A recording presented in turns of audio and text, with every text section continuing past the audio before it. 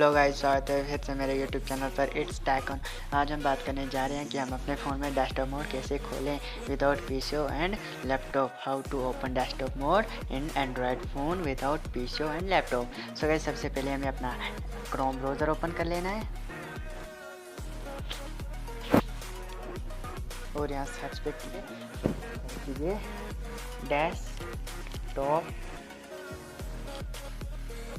Desktop side Chrome YouTube. So guys, search पे click कर दीजिए। सो गाइस, इस तरह का इंटरफेस आएगा। यहाँ यूट्यूब दिखा रहा है, यहाँ पे क्लिक कर देना है।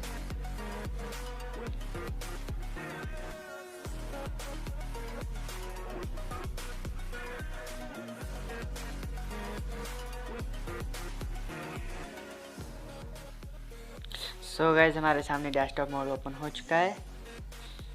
आप देख सकते हो। अगर वीडियो अच्छी लगी हो तो like, comment, share and subscribe ज़रूर कर देना।